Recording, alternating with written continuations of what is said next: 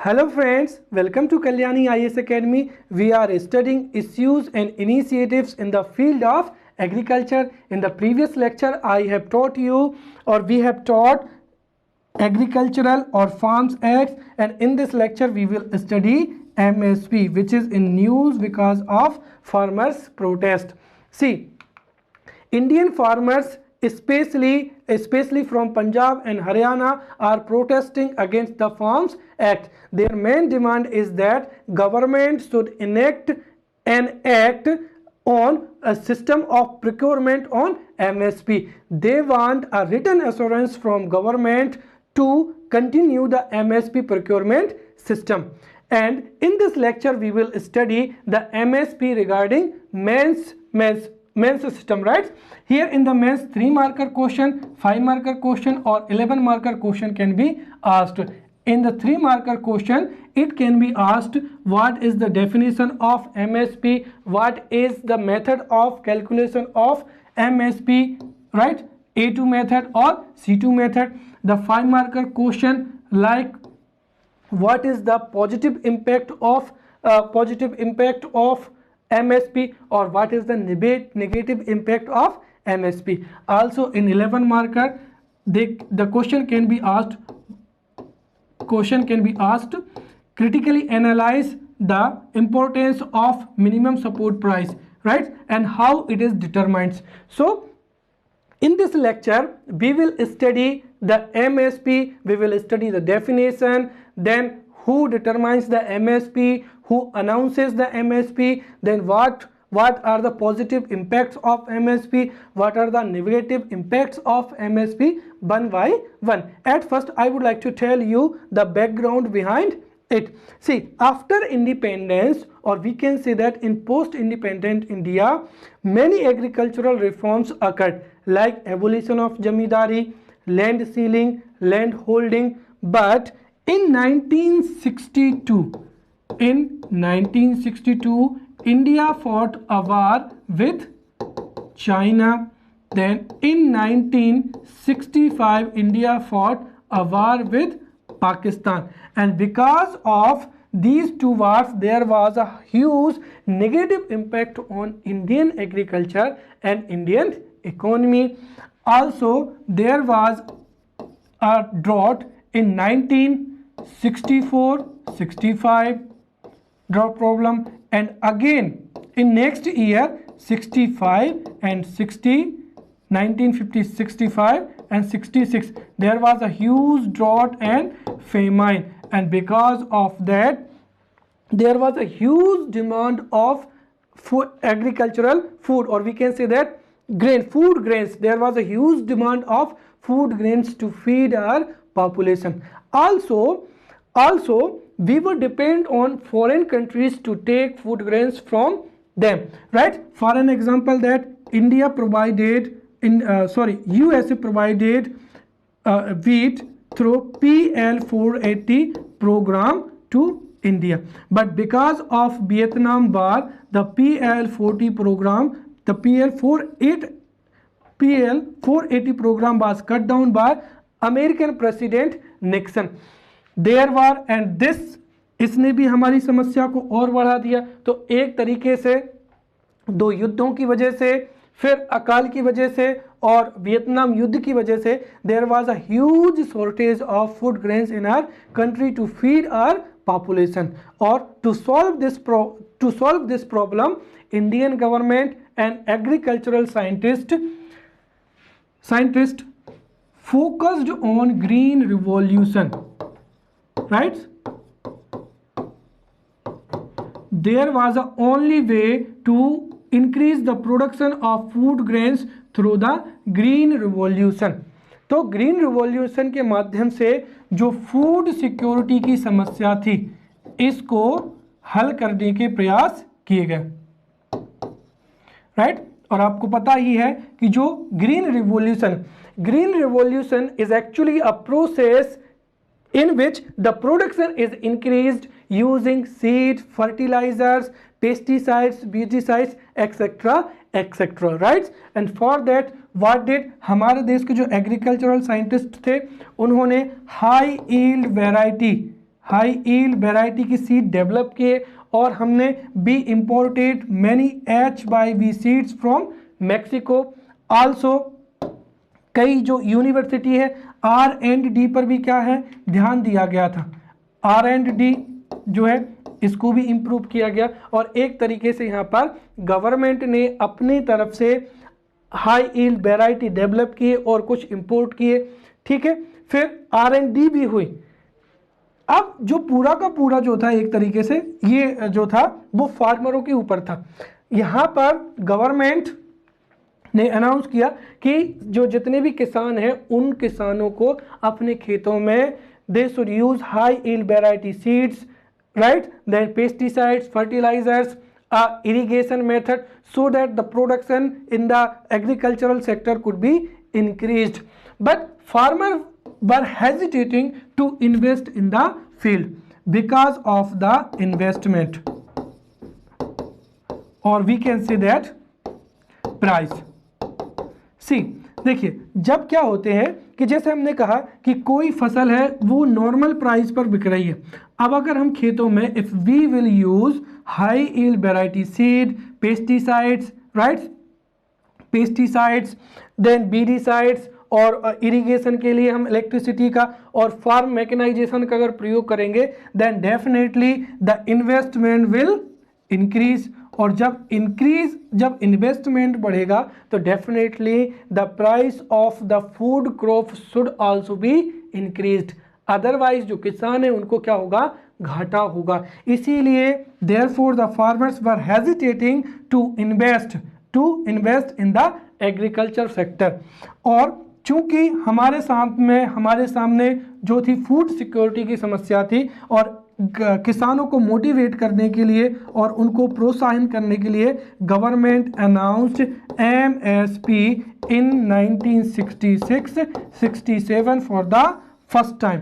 Government ने यहाँ पर MSP को अनाउंस किया ताकि जो हमारे देश के फार्मर हैं वो ह्यूज इन्वेस्ट करें, और वो इन्वेस्ट करेंगे तो प्रोडक्शन बढ़ेगा तो जो है फूड सिक्योरिटी की जो समस्या है वो हल हो जाएगी। Therefore the MSP was announced for the first time in 1966-67 to incentivize the farmers so that we could solve the food security problem and we could self-reliant in the field of food grains, right?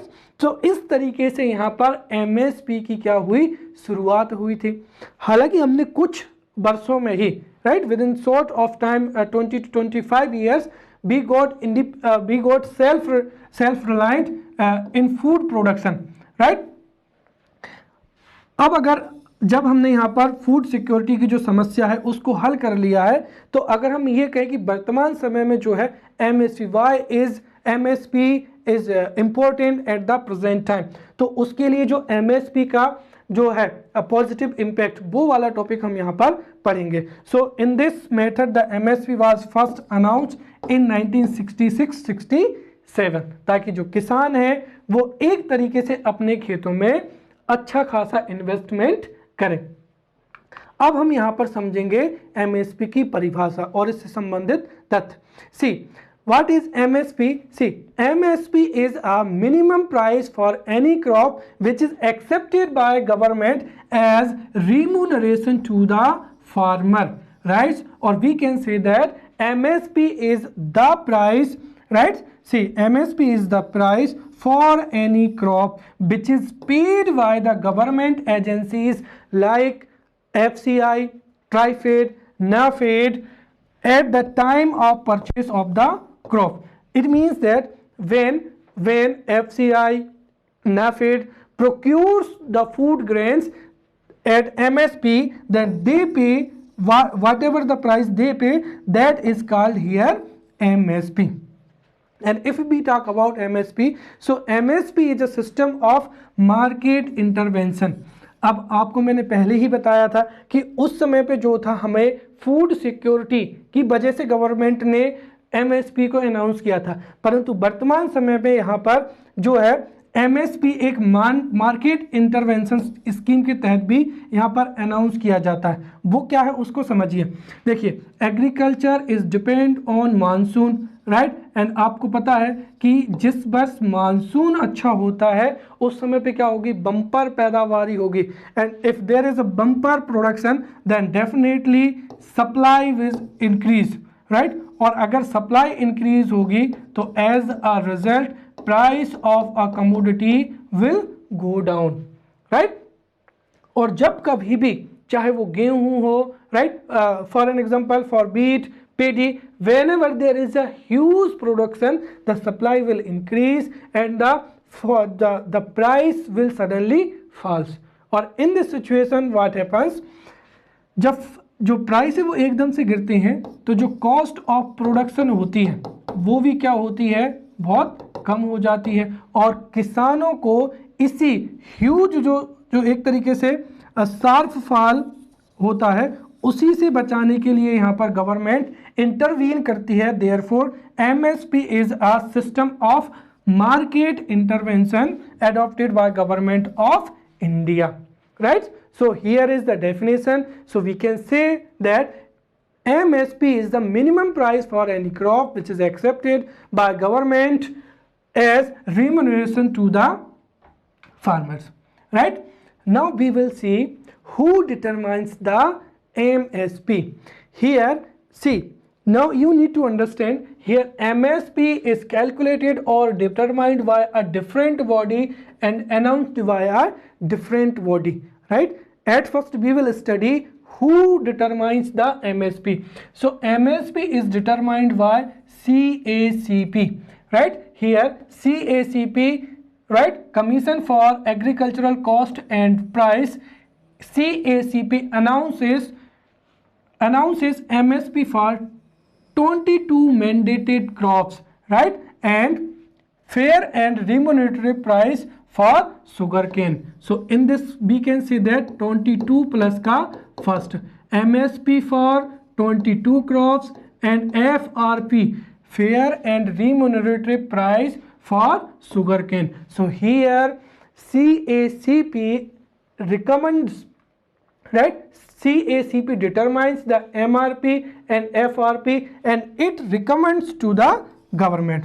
See, now if we talk about the CACP was established in January 1965 and it is an attached office of the Ministry of Agricultural and Farmers Welfare Government of India. It is a advisory body, right? The CACP determines the MSP, right? Then CACP recommends to the government, and then in government the CCA, most important, Cabinet Committee on Economic Affairs, which is headed by Prime Minister of India, right? It announces the MSP, right? So here you need to understand MSP is determined by CACP, it recommends to the government, then CCA, Cabinet Committee on Economic Affairs, it actually announces the MSP here, right? Now we will understand on which crop the MSP is announced. See here I already told you that MSP is announced for 22 and FRP fair and remunerative price is announced for sugarcane, right? So here the on which crops, so we can say that 22 crops, right? 22 crops plus ka 1 sugarcane. So for these the MSP is given. Here out of the 22, 14 are kharif crops and 16 are rabi crops and 2 are the commercial crops, right? So here jute and sugarcane are the commercial crops and 14 are the kharif crops and 6 are the rabi crops. तो यहाँ पर जो MSP है वो 22 फसलों के लिए, एक गन्ना के लिए MSP 22 फसलों के लिए, FRP जो है वो गन्ना के लिए दिया जाता है और इन 22 में से 14 जो है वो खरीफ फसलें हैं और 6 are rabi crops and 2 are commercial crops and these are here. अगर हम उनको फर्दर डिवाइड करें इनको, तो इनमें से 7 क्या है, ग्रेन है। तो there are 7 grain crops which are paddy, wheat, barley, jowar, bajra, maize and ragi, right, and 5 are pulses, right, 5 are pulses which are gram or chana, tuar, moong, urad and lentils. Then there are 8 oil seeds crops which are groundnut, mustard, raspberry, lai, or we can say that soybean, etc. And 1 is sugarcane, here fair and remunerative price, right. Now we will see कि जो MSP है, MSP को जब calculate किया जाता है या इसका निर्धारण किया जाता है तो कौन कौन से पैरामीटर्स को यहाँ पर ध्यान रखा जाता है। देखिए, the first parameter would be cost of production. So you need to know MSP is determined by CACP and for which at first the cost of production is calculated, right। तो सबसे पहले तो कॉस्ट ऑफ प्रोडक्शन को calculate किया जाता है। And apart from cost of production there are 4 other also. So first is cost of production, then demand and supply of the product, right. इसको भी ध्यान रखा जाता है कि जो भी क्रॉप है उसकी बाजार में डिमांड और सप्लाई कैसी है, right. So first is cost of production, second demand and supply of the product, third is domestic and international market price, right, price trends, sorry, right.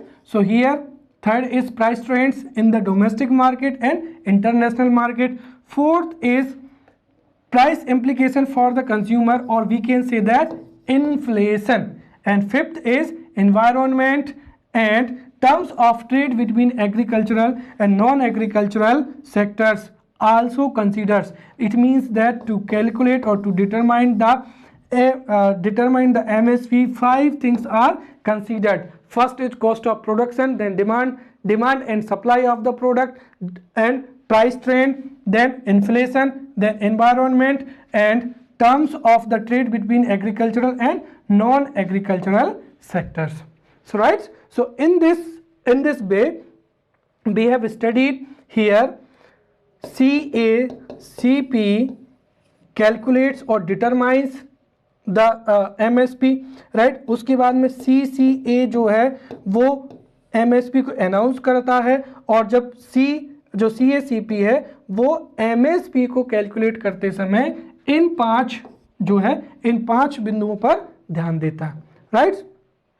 अब हम यहाँ पर देखेंगे कि 2018 और 19 में व्हाट वर द चेंजेस। सी, जो है MSP पहले भी निर्धारित किया जाता था, but it was announced in 2018 and 19 that जो MSP होगा वो अब जो उसकी कॉस्ट ऑफ प्रोडक्शन होगी, कॉस्ट ऑफ प्रोडक्शन उसके 1.5 गुने के बराबर ही क्या होगा, MSP होगा। Here government announced that as a predetermined principle, जो कॉस्ट ऑफ प्रोडक्शन होगी उसके 1.5 गुनों के बराबर ही क्या होगा, MSP का क्या होगा, अनाउंस होगा। तो इन शॉर्ट हम यहाँ पर ये कह सकते हैं कि at present here CACP determines the MSP using cost of production multiply by 1.5 formula, right।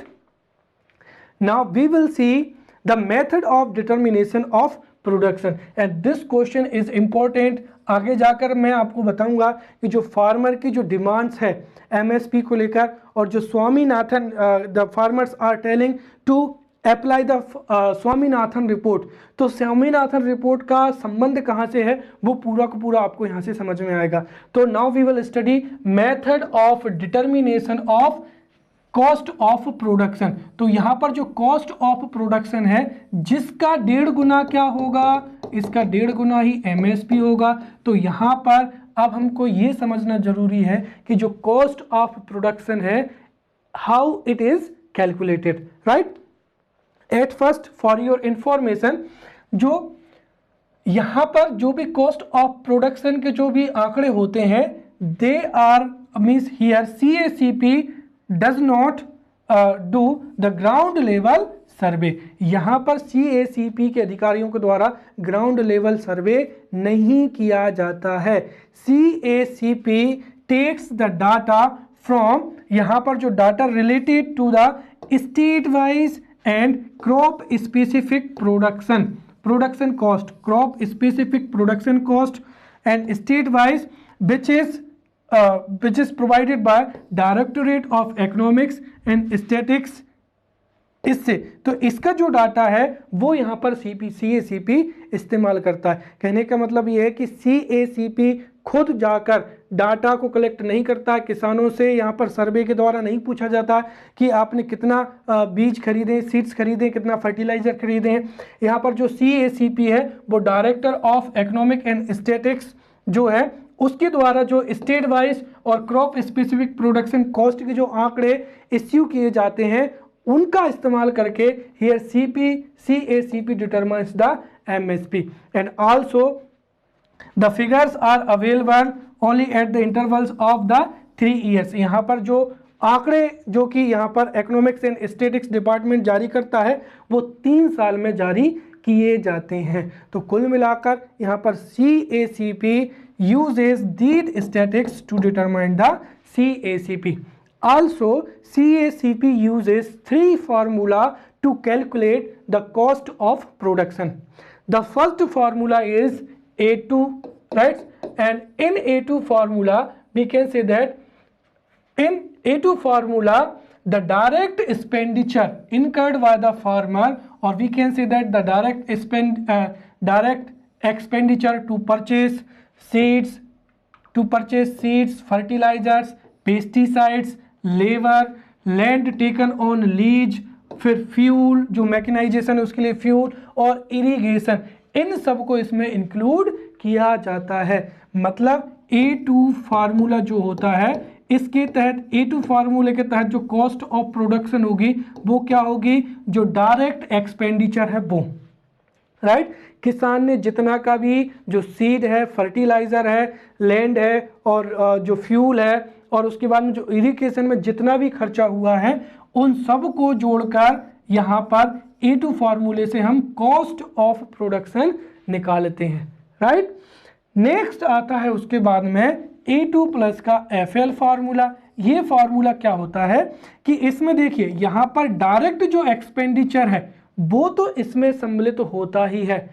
Here imputed value of unpaid family labor is also calculate along with here A2। इसका मतलब क्या हुआ आप समझिए, यहाँ पर भारत में देखिए in every sector if a person is working, right, then definitely the working hour are fixed। For an example that if someone is a teacher then definitely he will teach only 5 hours and he will get his salary, but in agricultural seeds the working hours are not fixed। और यहाँ पर कृषि में किसान और उसके family members जो होते हैं वो आवश्यकता अनुसार कई बार पूरे दिन काम करते हैं तो कई बार 20-20 घंटे भी कार्य करते हैं। यहाँ पर जो पहली वाली मेथड था इसमें से वो लेबर को कैलकुलेट किया था जो कि एक तरीके से फार्मर जो था हायर करता था, लेकिन यहाँ पर इस जो दूसरी फार्मूला है A2 प्लस का FL, इसमें जो फैमिली का अनपेड लेबर है उसको भी सम्मिलित किया जाता है। मतलब किसान के जितने भी फैमिली मेंबर्स हैं उन्होंने खेतों में जो काम किया है that will be also counted here. इसका मतलब ये हुआ कि यहाँ पर A2 जो है A2 से बड़ा क्या होगा, यहाँ पर A2 प्लस का FL, इसकी जो है कॉस्ट ऑफ प्रोडक्शन ज़्यादा होगी। अब तीसरा आ जाता है यहाँ पर C2, ठीक है।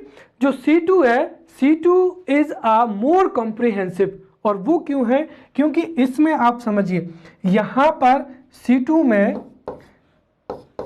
में पहली चीज तो ये है कि डायरेक्ट जो एक्सपेंडिचर है उसको सम्मिलित करते हैं, प्लस का फैमिली लेबर को भी जोड़ते हैं। इसके साथ ही इसमें दो और चीज़ों को जोड़ा जाता है। एक और क्या जोड़ा जाता है यहाँ पर, रेंट, लैंड। यहाँ पर इसमें ये सम्मिलित किया जाता है कि अगर किसान अपनी भूमि पर खेती ना करता, और एक तरीके से जैसे अपॉर्चुनिटी कॉस्ट जिसको कहा जाता है कि अगर यहाँ पर किसान खुद अपनी भूमि पर खेती ना करके वो अगर किसी दूसरे व्यक्ति को रेंट पर दे देता तो उस किसान को क्या मिलता? रेंट मिलता।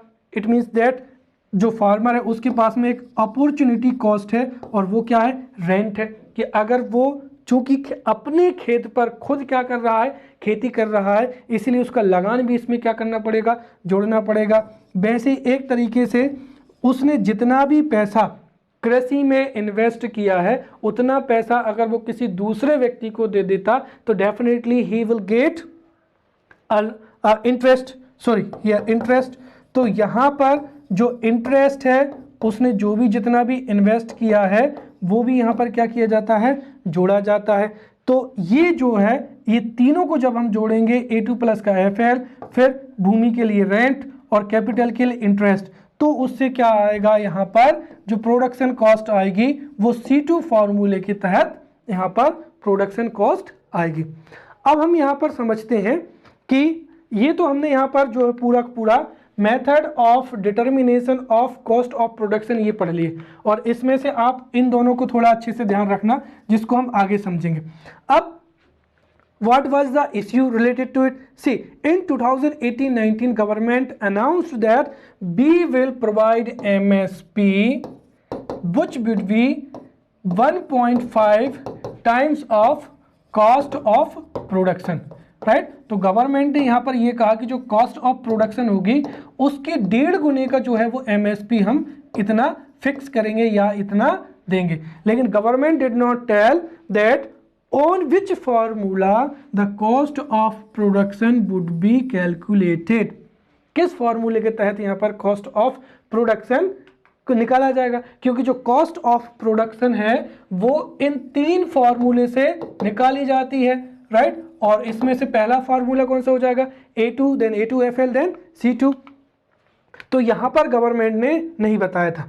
फिर उसी साल में जब लोगों ने डिमांड की तो इन रिपोर्ट, और जो रिपोर्ट थी वो थी price policy for kharif crops marketing season 2018-19। In this report government announced that it recommends the MSP using A2 plus का FL फॉर्मूला। इसका मतलब ये है कि जो गवर्नमेंट है वो A2 प्लस का FL जो फॉर्मूला है इसका यूज करके कॉस्ट ऑफ प्रोडक्शन कैलकुलेट करती है, और फिर उसके 5 गुने पर क्या दिया जाता है? MSP दिया जाता है। अब हम समझते हैं कि यहाँ पर किसानों की क्या डिमांड है। The farmers are also demanding to enact the MS Swaminathan report. देखिए, national commission for farmers welfare, ठीक है। So national commission for farmers ये जो था ये इसकी स्थापना national commission for farmers it was established in 2004। इसकी स्थापना 2004 में हुई थी, और इसने 2006 में अपनी एक रिपोर्ट दी थी which was headed by MS Swaminathan. तो इसने 2006 में रिपोर्ट दी थी, और MS स्वामीनाथन या हम ये कहें कि national commission for farmers according to this government should use C2 method to calculate the cost of production। तो स्वामीनाथन जो था उन्होंने कहा था कि अगर हमको किसानों की आय को एक फेयर प्राइस देना है तो we will have to use the C2 formula to calculate the cost of production multiplied by 1.5, that would be the MSP। Therefore the farmers are demanding to enact the MS Swaminathan report, right. तो ये हमने यहाँ पर जो था MSP का calculation कैसे किया जाता है, कौन डिटरमाइन करता है, वो हमने पूरा पढ़ लिया है। Now we will study the positive effects of minimum support price, ठीक है। And this question can be asked in 5 marker question. So the most important thing here, देखिए वर्तमान समय में अगर हम देखें तो at present the biggest problem is that whenever there is bumper production then definitely the supply will increase and price will decrease। तो यहाँ पर जो MSP है, MSP की वजह से जो है प्राइस में एकदम से कमी नहीं आती है। तो the biggest importance of MSP at present time is that price stability, right? The price stability can be implemented in the market for food grains and other crops. So the most important is price stability can be implemented in the market, right? Second thing is that जो है हमारे देश में जनसंख्या बढ़ रही है, and to feed our population there should be a food security. So here because of MSP there is a self sufficiency on food grains, right? तो यहाँ पर हमने फूड ग्रेन्स में जो सेल्फ सफिशिएंसी है वहाँ पर भी MSP जो है इंपॉर्टेंट रोल निभाता है, राइट? तीसरा जो महत्वपूर्ण बिंदु है that is the crop rotation. See here according to situation the crop rotation can be moved in the desired direction. See here यहाँ पर हो क्या रहा है कि चूंकि किसान जो है वो उन फसलों को उगाते हैं जिनमें अच्छा खासा इनकम होने की पॉसिबिलिटी होती है, and farmers know that the government will procure wheat and paddy on MSP, therefore they so pedi and wheat crop, right? And in future जैसे हमारे देश में वर्तमान समय में pulses की कमी है, we had to import and we have to substitute this import, then what can government do is government can announce a higher MSP than ever before. जब MSP pulses पर और ऊंचे दाम पर अनाउंस किया जाएगा तो definitely the farmers will be motivated and they will sow pulses in the we can say that जो वीट है और पेडी है उसकी जगह पर वो यहाँ पर पल्सेस की खेती करेंगे, या गवर्नमेंट कोई तीसरी क्रॉप को बढ़ावा देना चाहती है तो गवर्नमेंट उस पर हायर MSP अगर अनाउंस कर देती है तो डेफिनेटली किसान जो है वो उस फसल को बोएंगे, and as a result we can move the crop rotation in desired direction. जो चौथा बिंदु है वो यही है कि agricultural trade can be maintained at a high level with minimum support price. और यहाँ पर जो पांचवा पॉइंट है वो हम एक तरीके से यहाँ पर कह सकते हैं कि minimum support price also plays an important role as social steps, क्योंकि यहाँ पर इसकी वजह से जो लो इनकम फार्मर हैं उनके बीच में यहाँ पर जो है इनकम का हस्तांतरण होता है. So these were the positive impacts of MSP. Now we will study negative impact of minimum support price. See, the first thing is that I already told you that देखिए यहाँ पर वीट और जो पेडी है इस पर गवर्नमेंट MSP भी जारी करती है, अनाउंस भी करती है और प्रोक्योर भी करती है. इसीलिए जो फार्मर्स हैं वो अधिकतर मैक्सिमम टाइम्स इन फसलों को ही उगाते हैं. Therefore there is adverse effect on the coarse cereal and some pulses, क्योंकि यहाँ पर चूंकि किसानों के पास में MSP की सिक्योरिटी होती है और उनको पता रहता है कि government definitely will procure the wheat and paddy on MSP, therefore they focus on wheat and paddy. Therefore there is a negative, or we can say that adverse effect on coarse cereal and some pulses. Second, there is a negative effect on the environmental also, right? How? Now we will see. We can divide this 3 or 4. At first, as I already told you that the farmers focus on wheat and paddy, which are water intensive crop. आपको पता है कि wheat और पेडी के लिए यहाँ पर अच्छे खासे इरिगेशन की ज़रूरत होती है, वाटर की ज़रूरत होती है. These are water intensive crops, और हमारे देश में यहाँ पर चूँकि wheat and paddy is focused, therefore our water table is going down, और हमारे जो वाटर रिसोर्सेज हैं water resources are being exploited very badly, right. तो एक तरीके से यहाँ पर वीट और पेडी के क्रॉप उगाने से हमारे जो वाटर रिसोर्सेज हैं वो तेजी से क्या है डिक्लाइन होते जा रहे हैं. Therefore it is a negative effect on environment, first thing.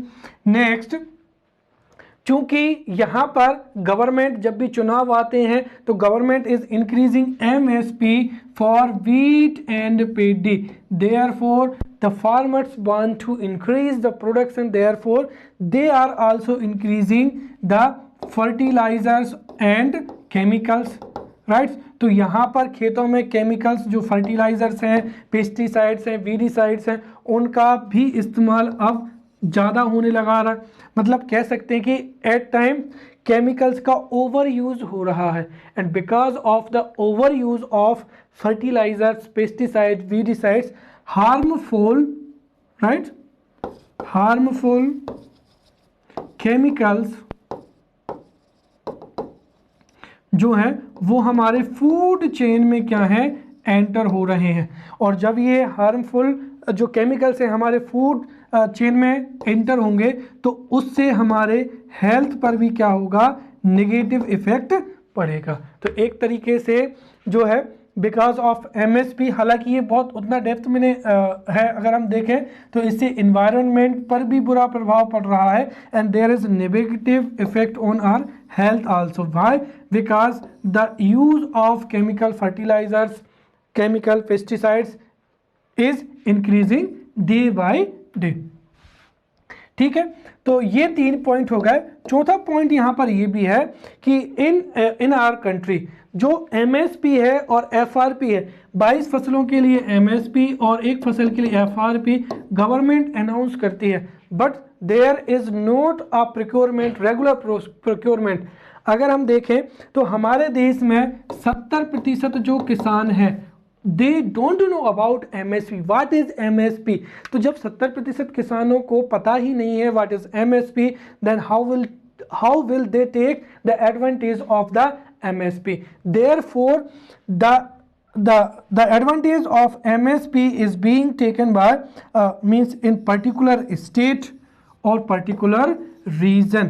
तो किसी पर्टिकुलर स्टेट अगर हम देखें तो पंजाब एंड हरियाणा के 70 से 80% जो है प्रोक्योरमेंट है वो गेहूं एमएसपी पर ही बेचा जाता है। और इस वजह से अगर हम देखें तो स्टेट बाय स्टेट और रीजन बाय रीजन ये जो प्रोक्योरमेंट है उस पर भी डिफरेंस होता है। Therefore there is a regional imbalance, the regions where wheat and paddy is procured or purchased on MSP, वहाँ पर इम्प्रूवमेंट हो रहा है और इनकम भी बढ़ रही है।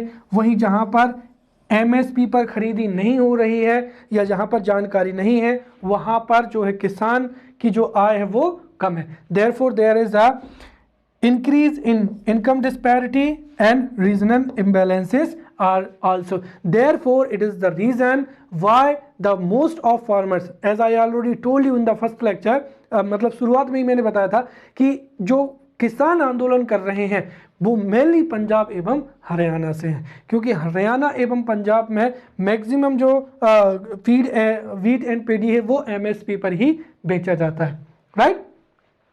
अब इसके बाद में जो 5वां हो जाएगा वो ये है कि there is a negative impact on private trade also, because जो in our market the market works on demand and supply, but here जो जितनी भी डिमांड होती है, जो सप्लाई होती है, वो उसको एक तरीके से हम देखें तो जो एफसीआई है वो अफेक्ट करती है। Here FCI procures the paddy and wheat on MSP, therefore it also had a negative impact on the private trade, right? So these were the negative impacts of minimum support price, right? Our next lecture, right? So next topic is here policies. See, जो हम topic पढ़ रहे हैं, I have categorized the issues and challenges in regarding these, but at last we will see some initiative in the form of agricultural policies also, right? So we will see agricultural schemes, और इनमें से जो maximum schemes हैं हम उनको, जैसे हमारा जो प्रीवियस लेक्चर है भूमि वाला जो है इश्यूज, उसमें हमने इरिगेशन से संबंधित स्कीम्स पढ़ ली हैं। तो जब हमने लैंड और जो भूमि एवं बीज पढ़ा था तो हमने schemes regarding land and seeds we have studied. So in this way we have studied प्रधानमंत्री कृषि सिंचाई योजना, we have also studied जल जीवन मिशन, सॉइल हेल्थ कार्ड, किसान क्रेडिट कार्ड, प्रधानमंत्री फसल बीमा योजना, मान धन योजना. And in this lecture we will study these two, right? प्रधानमंत्री किसान सम्मान निधि. See, प्रधानमंत्री किसान Samman Nidhi, right? See, here is a 2019. See, प्रधानमंत्री किसान सम्मान निधि योजना.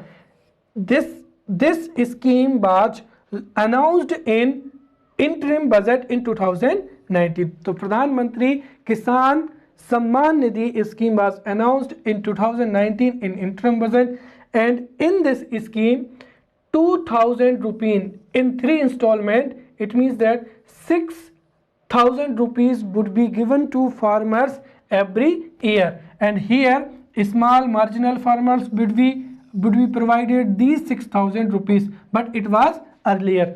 Nowadays जो प्रेजेंट में है सब फार्मर्स को यहाँ पर ये दिए जाते हैं. तो इसकी घोषणा हुई थी 2019 में, जिसके तहत 6000 रुपये 3 इंस्टॉलमेंट में दिए जाते हैं और वर्तमान में ये सभी किसानों को दिए जाते हैं. It was enacted on 24 February 2019 and starting from Gorakhpur, Uttar Pradesh.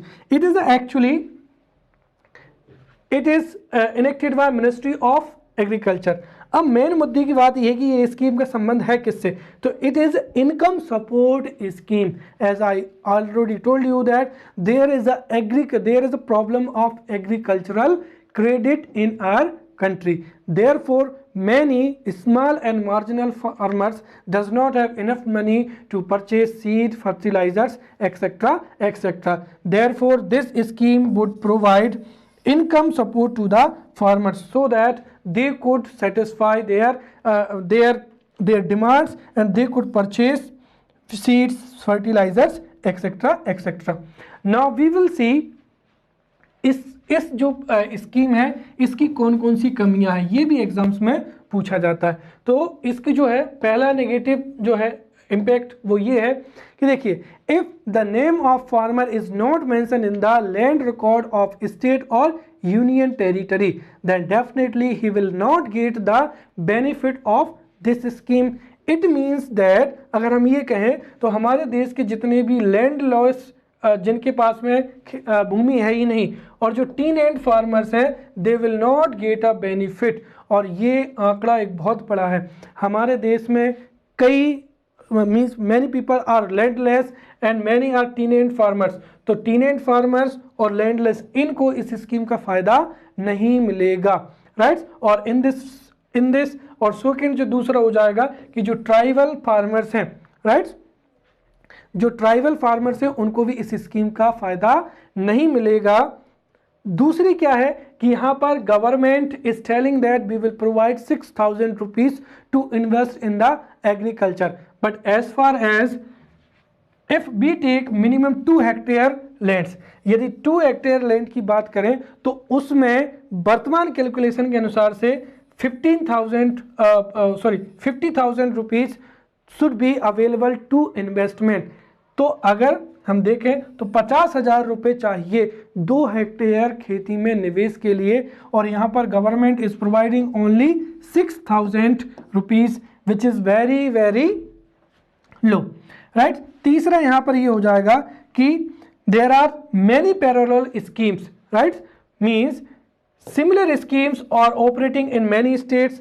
जैसे अगर हम बात करें तो राई बंधु जो है स्कीम वो तेलंगाना में है और काली स्कीम ऑफ ओडिशा है, ठीक है. इसके साथ ही इसका जो चौथा नेगेटिव इम्पैक्ट ये है कि ये स्कीम का जो बेनिफिट है वो सभी किसानों को भी नहीं मिल रहा है, right. Next we will study the Pradhan Mantri Kisan Sampada योजना. हियर द प्रधानमंत्री किसान संपदा योजना is a important scheme because this scheme is to bridge the agricultural deficit. Here agricultural deficit means यहाँ पर जो है किसान वो प्रोड्यूस तो कर रहे हैं, despite this they do not have enough income. So through this scheme, the food processing scheme, or we can say that modernize the food processing industry, right. जो यहाँ पर है इस स्कीम से जो है फूड प्रोसेसिंग इंडस्ट्रीज को improve किया जाएगा, और जो वेस्टेज होता है, right, loss of resources during agriculture, इसको भी रोका जाएगा। तो यहाँ पर प्रोडक्शन होने के बावजूद यहाँ पर किसानों की इनकम बढ़ाई जाए, it means that to bridge the agricultural deficit, फिर फूड प्रोसेसिंग और to reduce the loss of resources during agriculture, इन उद्देश्य से ये स्कीम लॉन्च की गई है, जिसको हम निम्न बिंदुओं से समझेंगे। इसके साथ ही इसके जो इम्प्लीमेंटेशन है, it is by food processing industries, और under this scheme the followings will be implemented. Here is the first mega food park. अब देखिए मेगा फूड पार्क के माध्यम से क्या होगा, through the mega food park farmer food processing unit, right, then retailer and also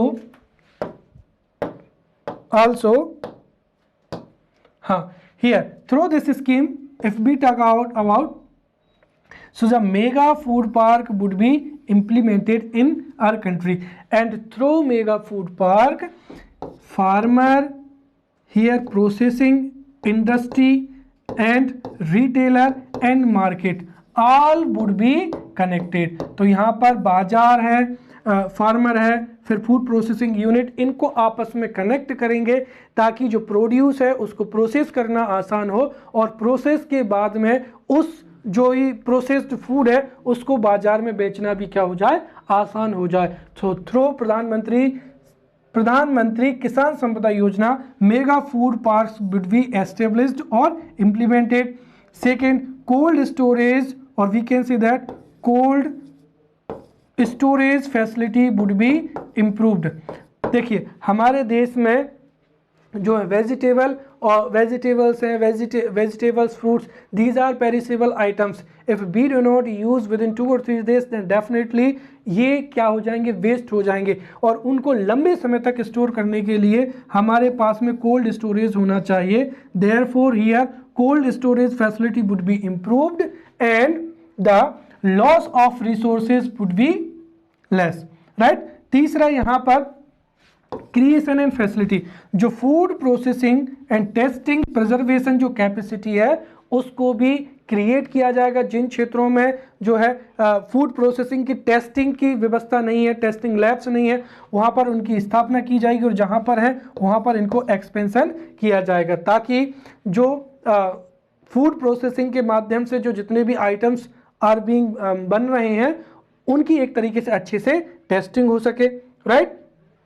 fourth, agro processing cluster infrastructure, cluster जो infrastructure होता है उसके माध्यम से जब कई फूड प्रोसेसिंग इंडस्ट्रीज एक पर्टिकुलर एरिया में स्थापित होंगी तो उनके लिए जो भी रिक्वायरमेंट रहेगी इलेक्ट्रिसिटी की, उनको पूर्ति करना गवर्नमेंट के लिए आसान हो जाएगा। इसलिए यहाँ पर क्लस्टर बेस्ड जो इंफ्रास्ट्रक्चर है उसको डेवलप किया जाएगा।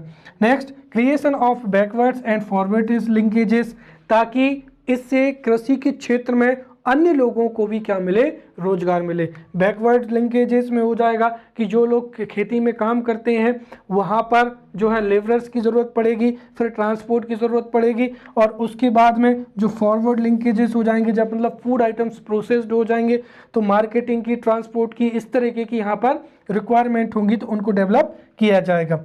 फिर फूड सेफ्टी और क्वालिटी एश्योरेंस इंफ्रास्ट्रक्चर भी डेवलप किया जाएगा, और जो फूड प्रोसेसिंग इंडस्ट्रीज है उसमें ह्यूमन रिसोर्सेज हेतु यहाँ पर ट्रेनिंग दी जाएगी, so that people could get skill to work in food processing industries.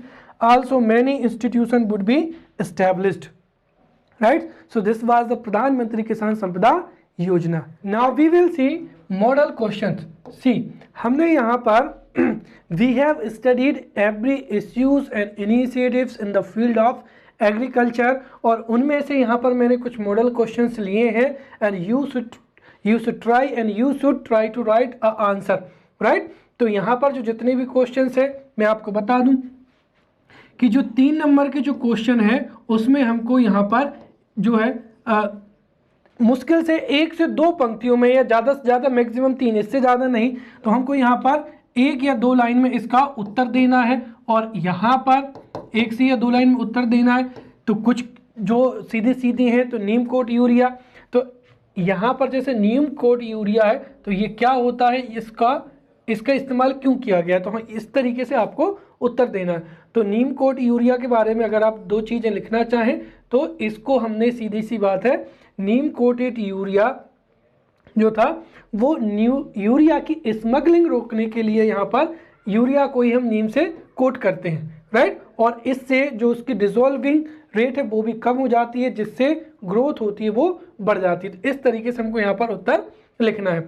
दूसरा हो जाएगा agriculture mechanisation, then third question seed village concept, fourth land ceiling, fifth TRIFED हो जाएगा, सिक्स्थ यहाँ पर food corporation of India, then agricultural cost and price commission जो कि MSP announce करता है, लैंड डेवलपमेंट ये लंबे समय के लिए जो है भूमि सुधार या लैंड डेवलप के लिए लोन देता है, फिर प्रधानमंत्री मानधन योजना, at last soil health card scheme, right. Next 5 marker questions. So the first is explain the negative effects of minimum support price, इसको हमने आज ही पढ़ा है।